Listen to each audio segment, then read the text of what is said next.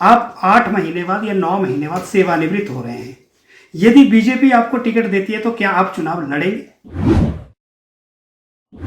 आप यदि एमएलए बनते हैं तो आपका पहला क्या काम रहेगा? मुझे लगता है कि सबसे ज्यादा प्रयोग यदि हुए हैं तो वो बंजार कॉन्स्टिट्यूंसी पे हुए हैं टिकट के तबादले को लेकर। आज जिस प्रकार से निजी अस्पताल जो है लोगों का शोषण कर रहे हैं, शायद ये परिस्थिति मुझे लग रहा है कि हम नहीं आने देंगे। बच्चे का विद्यालय जाना जरूरी नहीं है क्योंकि देवली है, लेकिन विद्यालय में ना जाने से वो एक दिन का नुकसान हो ऐसा नहीं है।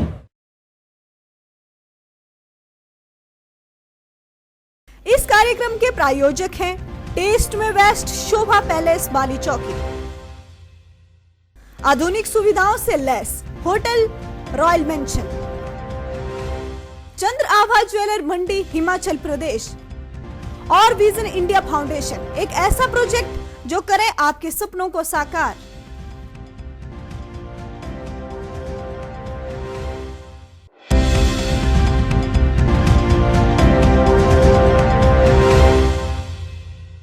नमस्कार, न्यूज प्लस के इस खास कार्यक्रम में आपका स्वागत है।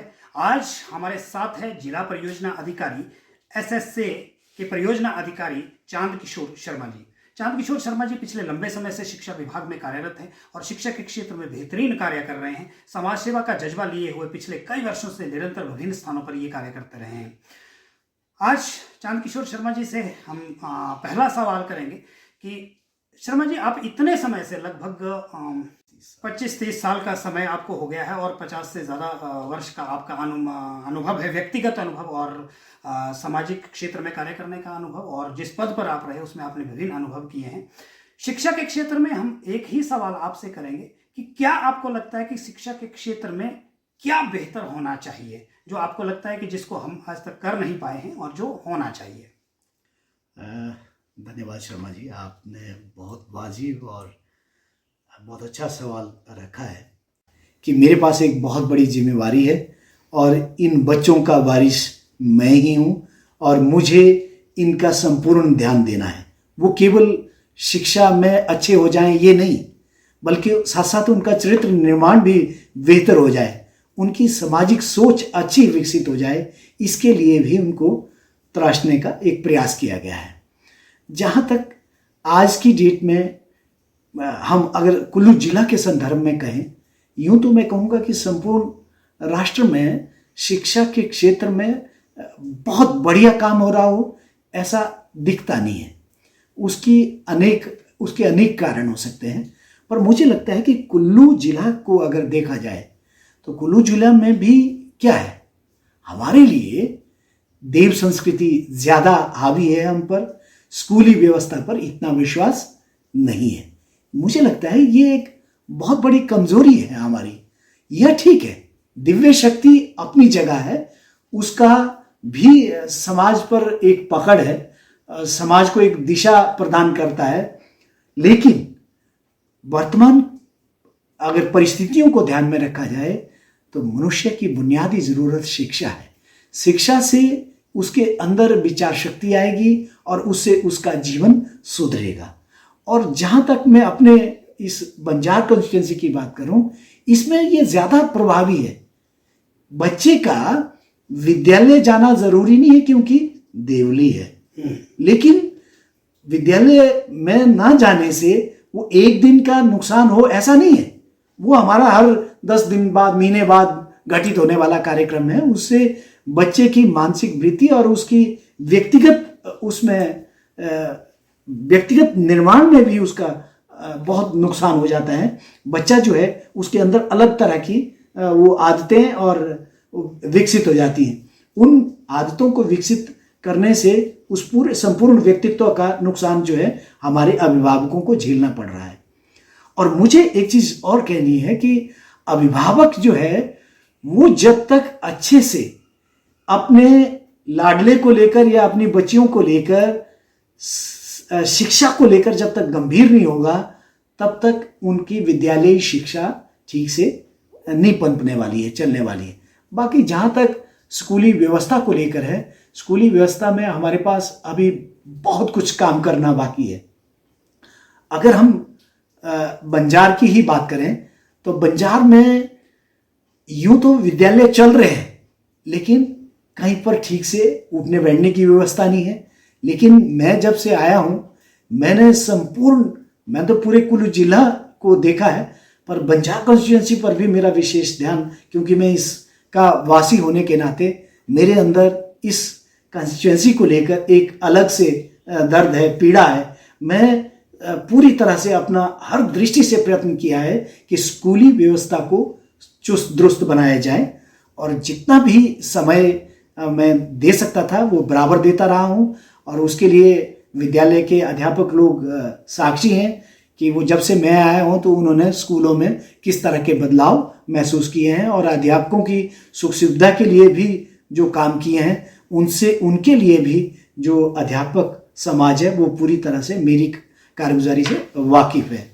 मौका मिला। और जी चांद किशोर शर्मा जी, जैसा कि आपने बताया कि आज भी शिक्षा के अंदर बहुत सारी कमियां हैं, आपके पास पूरे जिला का प्रभार है, पूरा कुल्लू जिला आपने देखना है। कुल्लू जिला के अंदर हमारे पास मनाली है, हमारे पास आनी है, कुल्लू है और बंजार है। इन सब में से जहां आपको लगता है कि सबसे ज्यादा काम करने की जरूरत किस जगह पर है और क्या काम करने की जरूरत है?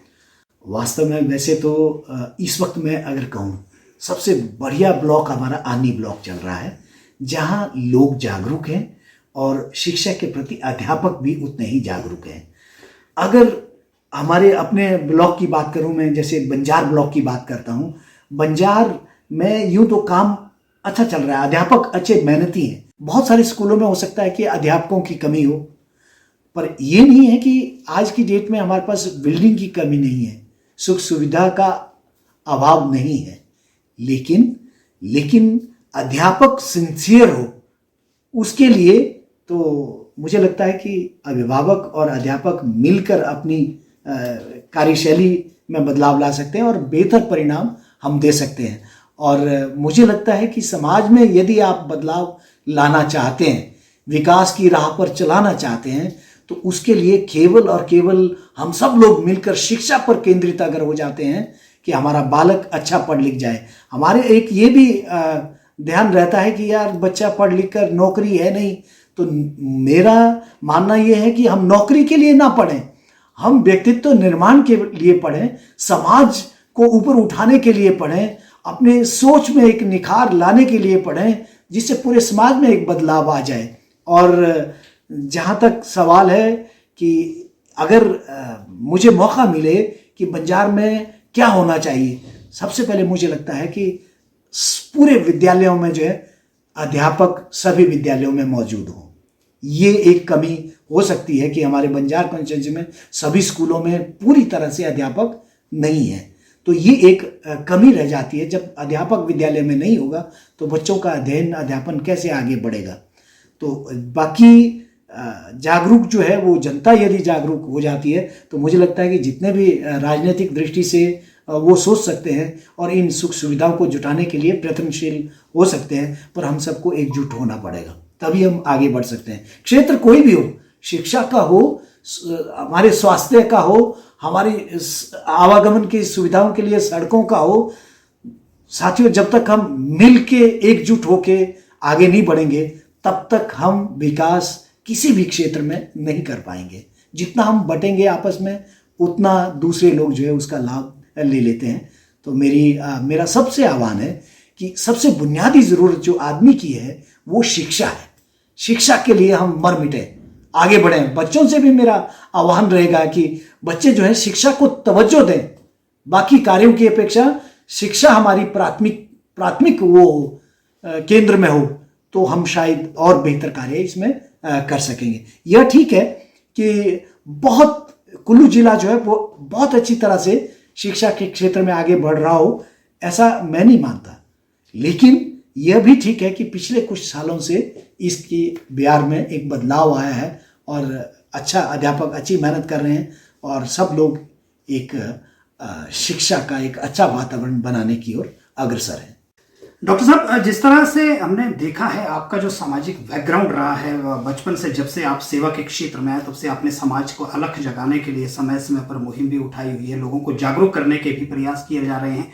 आने वाले कुछ ही महीनों में आप सेवानिवृत्त हो रहे हैं। बात हम सिर्फ बंजार की करेंगे।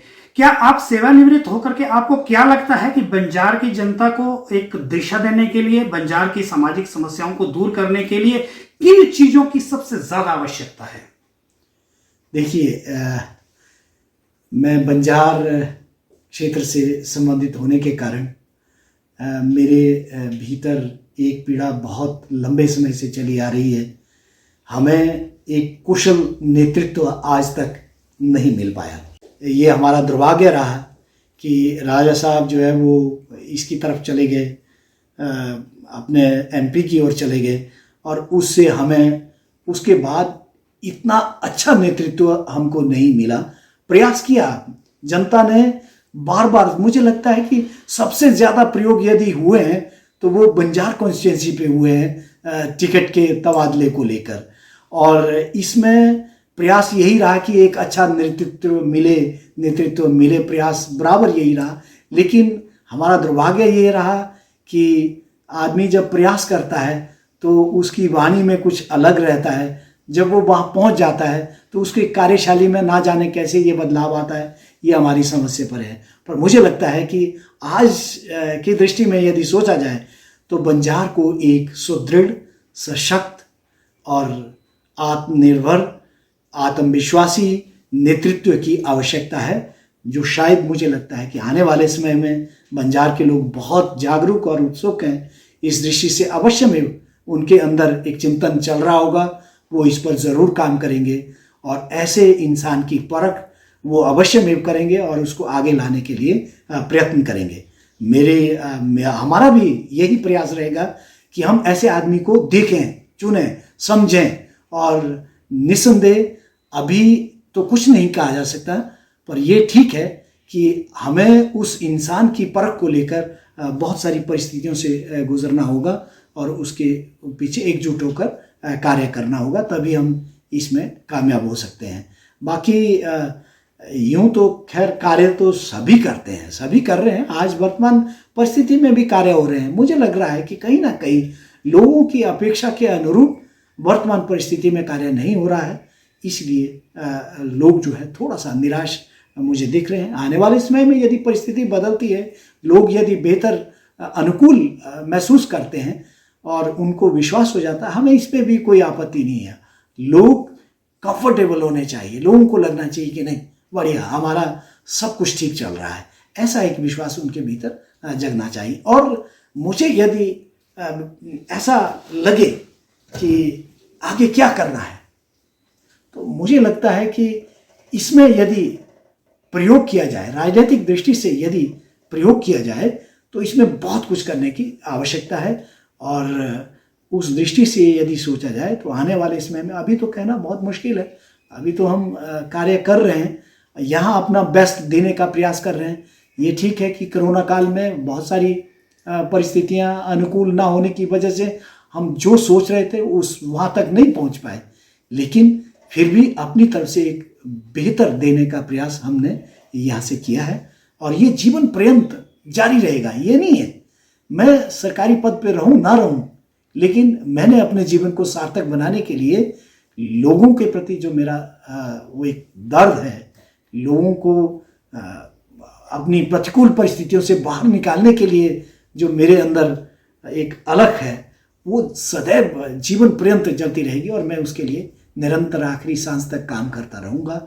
और ये मैं पूरी तरह से आश्वस्त हूँ। मुझे मालूम है कि मैंने जीवन में किस प्रकार लोगों को आगे ले जाना है और ऊपर उठाना है। शर्मा जी, जब पंडित खीमीराम जी पहली बार बंजार के अंदर विधायक बने थे, शायद शर्मा जी को आज याद भी होगा, मैंने उनसे पहला सवाल किया था कि यदि क्या आप मुख्यमंत्री बनना चाहते हैं, जबकि वो पहली बार राजनीति के अंदर आए थे और पहली बार विधायक बने थे। ठीक ऐसा ही एक अनौपचारिक सवाल आपसे रहेगा। आप 8 महीने बाद या 9 महीने बाद सेवानिवृत्त हो रहे हैं, यदि बीजेपी आपको टिकट देती है तो क्या आप चुनाव लड़ेंगे?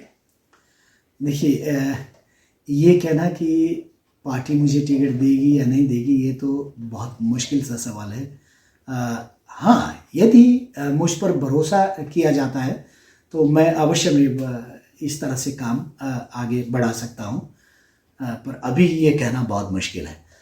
वास्तव में व्यक्ति महत्वपूर्ण नहीं होता है। मुझे जो लगता है महत्वपूर्ण यदि कोई है तो वो जनता है। जनता की आवाज़ और जनता की परिस्थिति को सामने रखकर ही व्यक्ति को हर कार्य करना चाहिए। व्यक्ति ऊपर कभी नहीं हो सकता है, चाहे वो राजनीतिक परिस्थिति हो, चाहे वो सरकारी कार्य दफ्तर की बात हो। यहाँ भी कोई पद और प्रतिष्ठा से कोई व्यक्ति ऊपर नहीं होता है। वो उसकी कार्यशैली और जनता को साथ लेकर चलने का जो उसका प्रयास है, उनको विश्वास में लेकर कार्यशैली को यदि विकसित करता है तो मुझे लगता है कि राजनीति भी यही कहती है।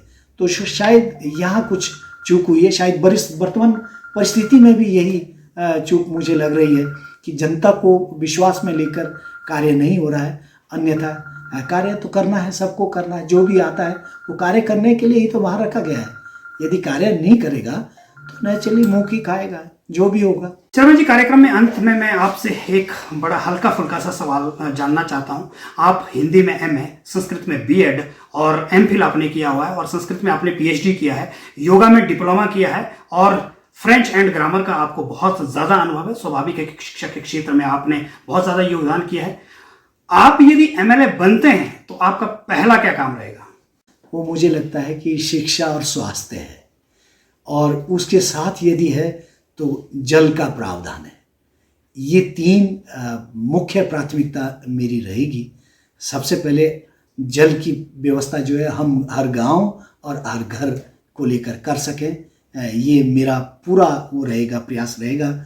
स्वास्थ्य सुविधा, उसके बाद स्वास्थ्य अगर आदमी का नहीं है तो आदमी का कुछ भी नहीं है, उसके पास उसका जीवन व्यर्थ हो जाता है। तो स्वास्थ्य सुविधा इस कदर हो कि हमें दर दर ना भटकना पड़े। आज जिस प्रकार से निजी अस्पताल जो है लोगों का शोषण कर रहे हैं, शायद ये परिस्थिति मुझे लग रहा है कि हम नहीं आने देंगे। ऐसा एक प्रयास रहेगा। ठीक है, अपनी सुख सुविधा को ध्यान में रखते हुए यदि कोई जाता है वो एक अलग बात है, लेकिन मजबूरी में अगर जाना पड़ रहा है, सरकारी अस्पताल में इस प्रकार की सुविधा नहीं मिल रही है सब कुछ होते हुए, तो ये हमारा दुर्भाग्य है। ऐसी परिस्थिति नहीं आने देंगे। शिक्षा में मुझे लगता है कि हमारा सब कुछ कल्याण करने वाली यदि कोई है तो वो हमारे बीच में शिक्षार्जन है। शिक्षार्जन को प्रेरित करने के लिए मैं तो ये कहूँगा कि हम तो विद्यालय जाकर हर बच्चों को भी प्रेरित करेंगे, वहाँ के लोगों को भी प्रेरित करेंगे, वहाँ के स्टाफ को भी प्रेरित करेंगे कि भाई आप यदि, क्योंकि हमारा ध्येय वाक्य है, तो ये जो है ये कहता है, यही कह रहा है कि हमें अज्ञान से ज्ञान की ओर ले चलो। तमस का मतलब अंधकार रूपी अज्ञान से मुझे ज्ञान की ओर ले चलो, ज्ञान रूपी उजाले की ओर ले चलो। तो ये जो ध्येय वाक्य है ये वास्तव में मानव सभ्यता के लिए, हमें इस पर ही टिकना होगा। हमारा कल्याण यदि कोई कर सकता है तो केवल और केवल ज्ञान कर सकता है। ज्ञान के साथ साथ हमारा सद्भावना हो, हम एक दूसरे के सहायक हों, हम एक दूसरे की सेवा में सदैव तत्पर रहें।